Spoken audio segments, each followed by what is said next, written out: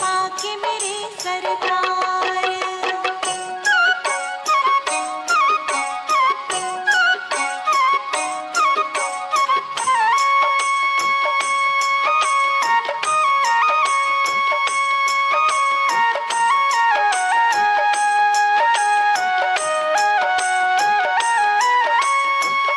इसके सिवा मिलता है चैन कहीं ना, यही बीत जाए मेरे दिन और रैना। इसके सिवा मिलता है चैन कहीं ना, यही बीत जाए मेरे दिन और रैना। देवलोक से सुंदर आबू का ये संसार, देवलोक से सुंदर मधुबन का ये संसार। यहाँ है सब कुछ पाया तुम्हें पाके मेरे सरकार। हो दुनिया से मैं हारा तो आया तेरे द्वार। यहाँ है सब कुछ पाया तुम्हें पाके मेरे सरकार। यहाँ है सब कुछ पाया तुम्हें पाके मेरे सरकार। ओम शांति। बैठे आत्मिक सुन स्वरूप में और सुने आज की मुरली। बाबा कह रहे मीठे बच्चे, यही संगम युग है जब आत्मा और परमात्मा का संगम यानी मेल होता है। सद्गुरु एक ही बार आकर बच्चों को सत्य ज्ञान दे सत्य बोलना सिखाते हैं। प्रश्न है, किन बच्चों की अवस्था बहुत फर्स्ट क्लास रहती है? उत्तर, जिनकी बुद्धि में यह रहता है यह सब कुछ बाबा का, हर कदम श्रीमत लेने वाले, पूरा त्याग करने वाले बच्चों की अवस्था बहुत फर्स्ट क्लास रहती है। यात्रा लंबी है इसलिए ऊंचे बाप की ऊंची मत लेते रहना है। प्रश्न, मुरली सुनते समय अपार सुख किन बच्चों को भासता है? उत्तर, जो समझते हैं हम शिव बाबा की मुरली सुन रहे हैं। यह मुरली शिव बाबा ने ब्रह्मा तन से सुनाई है। मोस्ट बिलवेड बाबा हमें सदा सुखी मनुष्य से देवता बनाने के लिए यह सुना रहे हैं। मुरली सुनते यह स्मृति रहे तो सुख भासेगा। आज का गाना कितना गीत कितना प्यारा है, प्रीतम आन मिलो।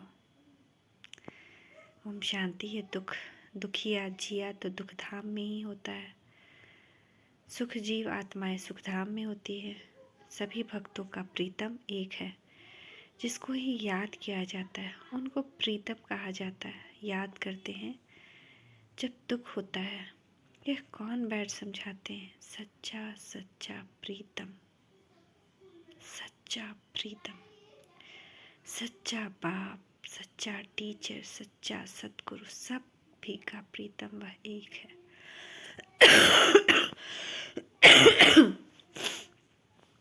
परंतु प्रीतम आता कब है यह कोई नहीं जानते। प्रीतम खुद आकर अपने भक्तों को, अपने बच्चों को बताते हैं कि मैं आता ही हूँ। सर संगम युग पर एक बार मेरा आना और जाना, उसका जो बीच है उसको संगम कहा जाता है। सभी आत्माएं बहुत बारी जन्म मरण में आती है, मैं एक ही बार आता हूँ।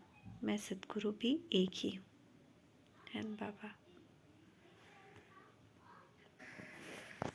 बाकी गुरु तो अनेक हैं, उनको सद्गुरु नहीं कहेंगे क्योंकि वह कोई सत्य नहीं बोलते। वह सत्य परमात्मा को जानते ही नहीं। जो सत्य को जान जाते हैं वह हमेशा सत्य बोलते हैं। वह सतगुरु है ही सत्य बोलने वाला, सच्चा सतगुरु, सच्चा बाप, सच्चा शिक्षक खुद आकर बताते हैं कि मैं संगम युग पर आता हूँ। मेरी आयु इतनी ही है जितना समय मैं आता हूँ। पतितों को पावन बनाकर ही जाता हूँ। जब से मेरा जन्म हुआ है तब से मैं सहज राजयोग सिखाना आरंभ करता हूँ। फिर जब सिखा कर पूरा करता हूँ तो पतित दुनिया विनाश को पाती है और मैं चला जाता हूँ। बस मैं इतना ही समय आता हूँ। भगवान धरती पर इतना ही समय आते हैं, यानी संगम युग इतना आते हैं, पतित को पावन बनाते हैं, नई दुनिया बनाते हैं और चले जाते हैं। शास्त्रों में तो कोई टाइम है नहीं। शिव बाबा कब जन्म लेते हैं, कितने दिन भारत में रहते हैं, ये बाप स्वयं ही बैठ बताते हैं कि मैं आता ही हूँ संगम पर। संगम युग की आदि, संगम युग का अंत, गोया मेरे आने की आदि, जाने का अंत। बाकी मध्य में बैठ मैं राजयोग सिखाता हूँ। बाप खुद ही बैठ बताते हैं कि मैं इनकी ही वानप्रस्थ अवस्था में आता हूँ। पराए देश पराए तन में तो मेहमान हुआ ना। मैं इस रावण की दुनिया में ठहरा मेहमान। इस संगम युग की महिमा बड़ी भारी जबरदस्त है। बाप आते ही हैं रावण राज्य का विनाश कर राम राज्य की स्थापना करने। शास्त्रों में दंत कथाएं बहुत लिखती हैं। रावण को जलाते आते हैं। सारी सृष्टि इस समय जैसे लंका है। सिर्फ सिलान को लंका नहीं कहा जाता। ये सारी सृष्टि रावण के रहने का स्थान है। वह शोक वाटिका है। सभी दुखी हैं। बाप कहते हैं मैं इसको अशोक वाटिका अथवा हेवन बनाने आता हूँ। हेवन में सभी धर्म तो होते नहीं। वहाँ था एक ही धर्म जो भी नहीं है। अब फिर से देवता बनाने राजयोग सिखला रहा। सभी तो नहीं सीखेंगे। मैं भारत में ही आता हूँ। भारत में ही स्वर्ग होता है। क्रिश्चियन लोग भी हेवन को मानते हैं। कहते हैं left for heavenly abode. God father के पास गया। बाकी हेवन को थोड़ी समझते हैं। हेवन अलग चीज़ है। तो बाप समझाते हैं कि मैं कब और कैसे आता हूँ। आकर त्रिकालदर्शी बनाता हूँ। त्रिकालदर्शी और कोई होता नहीं। सृष्टि के आदि मध्य अंत को मैं ही जानता हूँ। अब कलयुग का विनाश होना है। आसार भी देखने में आ रहे हैं। संगम समय वही संगम का है। एक्यूरेट टाइम कुछ नहीं कह सकते। बाकी हाँ, राजधानी पूरी स्थापन हो जाएगी। बच्चे कर्मातीत अवस्था को पाएंगे तो ज्ञान खत्म हो जाएगा। लड़ाई आरंभ हो जाएगी। मैं भी अपना पावन बनाने का पाठ पूरा करके जाऊंगा। देवी देवता धर्म स्थापन करना यह मेरा ही पाठ है। भारतवासी कुछ भी नहीं जानते। अब शिवरात्रि मनाते हैं तो जरूर शिव बाबा ने कोई कार्य किया होगा। उन्होंने फिर कृष्ण का नाम डाल दिया। यह तो कॉमन भूल देखने में आती है। शिव पुराण आदि किसी शास्त्र में भी यह नहीं है कि शिव बाबा आकर राजयोग सिखाते हैं। वास्तव में हर एक धर्म का एक शास्त्र है। देवता धर्म का भी एक शास्त्र होना चाहिए, परंतु उसका रचयिता कौन, इसमें ही मूंझ गए हैं। बाप समझाते हैं मुझे जरूर ब्रह्मा द्वारा ब्राह्मण धर्म रचना पड़े। ब्रह्मा मुख वंशावली ब्राह्मण कुमार कुमारियाँ ठहरे। बहुतों के नाम बदली हुए, उनसे बहुत भागंती हो गए। साथ में रिप्लेस भी होते हैं। बाकी देखा गया नाम से कोई फ़ायदा नहीं। वो तो भूल भी जाते हैं। वास्तव में तुमको योग लगाना है बाप से। नाम शरीर को मिलता है। आत्मा का तो नाम है नहीं। आत्मा 84 जन्म लेती है। हर जन्म में नाम रूप देश काल सब बदल जाता है। ड्रामा में कोई का भी जो एक बारी पार्ट मिला है उसी रूप में वो फिर कभी पार्ट बचा ना सके। वही पार्ट फिर 5000 वर्ष के बाद बचाएगी। ऐसे नहीं कृष्ण उसी नाम रूप से फिर को आ सकता है। नहीं, यह तो जानते हैं आत्मा एक शरीर छोड़ दूसरा लेती है तो फीचर आदि एक ना मिले दूसरे से। 5 तत्व के अनुसार फीचर्स बदलते जाते हैं। कितने फीचर्स हैं, परंतु यह सब पहले से ही ड्रामा में नूंद है। नया कुछ नहीं बनता है। अब शिवरात्रि मनाई जाती है। जरूर शिव आया है। वही सारी दुनिया का प्रीतम है।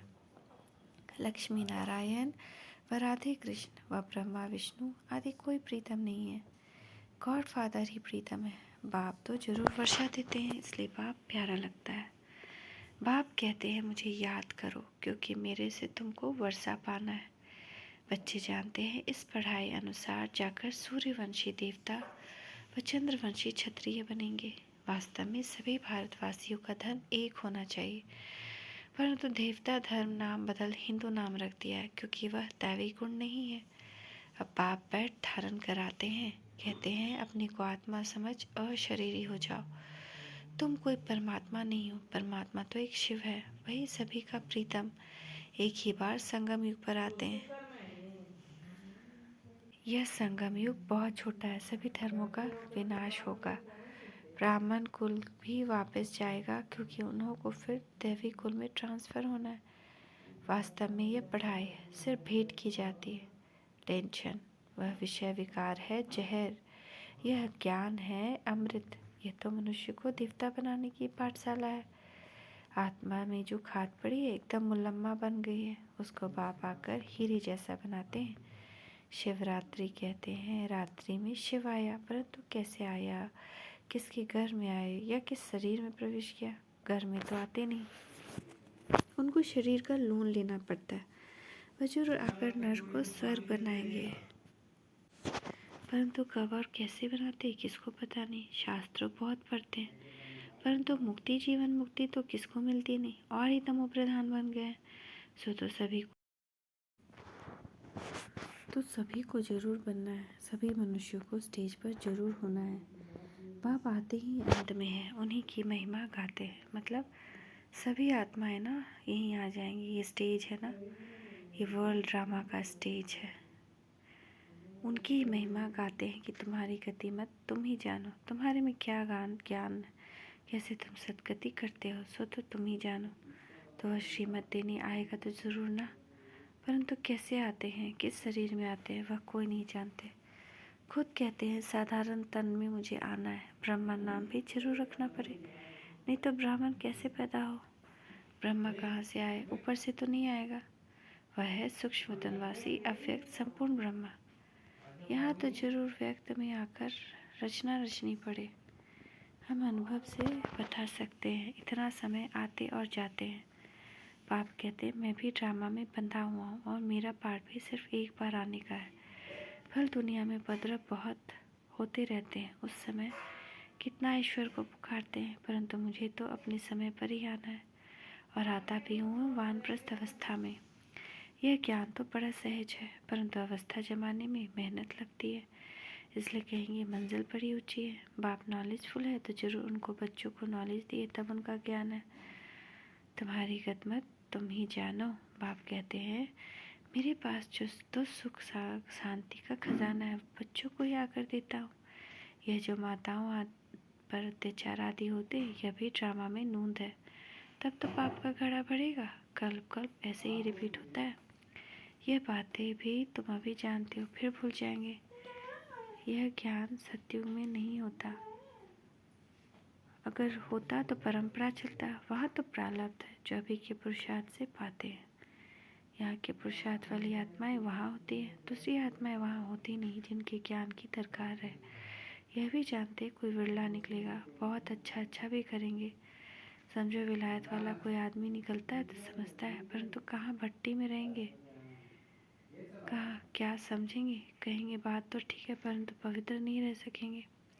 अरे इतने सब पवित्र रहते हैं, शादी कर इकट्ठे रहकर भी पवित्र रहते हैं, तो उन्हों को बहुत इनाम भी बहुत मिलता है। यह भी रेस है, उस रेस में फर्स्ट नंबर जाने से 4-5 लाख मिलेंगे।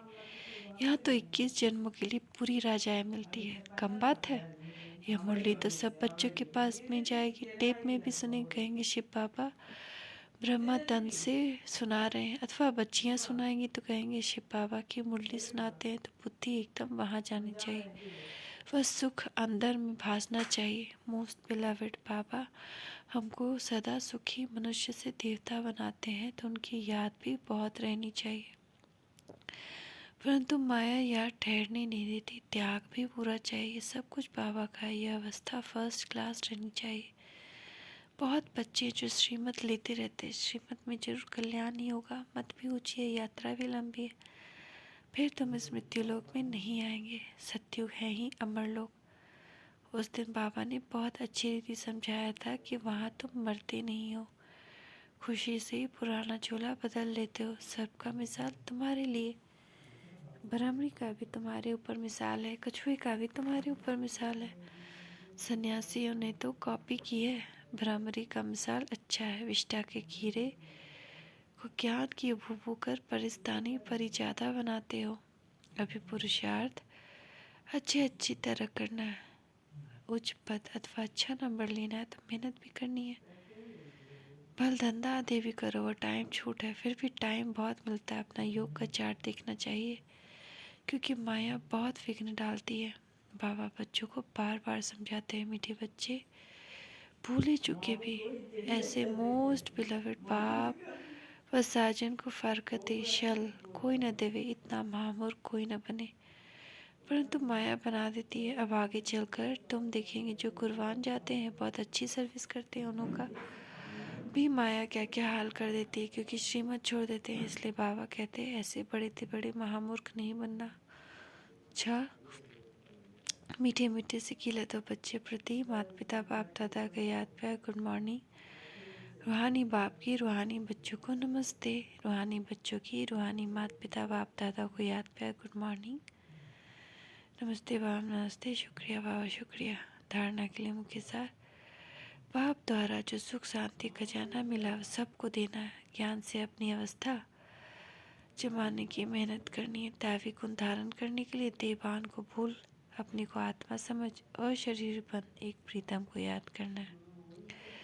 आज का वरदान देखिए, बाप दादा का वरद हस्त हमारे ऊपर विशेषता के बीज द्वारा संतुष्टता रूपी फल प्राप्त करने वाली विशेष आत्मा भव। इस युग में विशेषता का भी सबसे श्रेष्ठ फल है संतुष्टता। संतुष्ट रहना और सबको संतुष्ट करना, यह विशेषता विशेष आत्मा की निशानी है। इसलिए विशेषताओं के बीज अथवा वरदान को सर्वशक्तियों के जल से सींचो तो वह बीज फलदायक हो जाएगा। नहीं तो विस्तार हुआ वृक्ष भी समय प्रति समय आए हुए तूफान को में हिलते हिलते टूट जाता था। आगे बढ़ने का उमंग, उत्साह, खुशी व रूहानी नशा नहीं रहता। तो विधि पूर्वक शक्तिशाली बीज को फलदायक बनाओ। आज का स्लोगन है, अनुभूतियों का प्रसाद बांटकर असमर्थ को समर्थ बना देना। अनुभूतियों का प्रसाद बांटकर असमर्थ को समर्थ बना देना ही सबसे बड़ा पुण्य है। ओम शांति, ओम शांति, ओम शांति। मुझे तुमने दाता बहुत कुछ दिया है,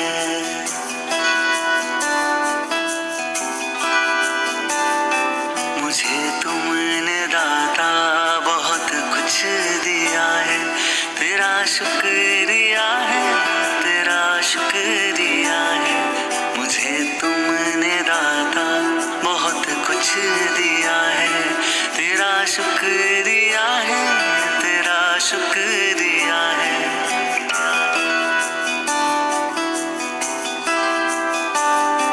ना मिलती अगर दी हुई दात तेरी, तो क्या थी जमाने में औकात मेरी।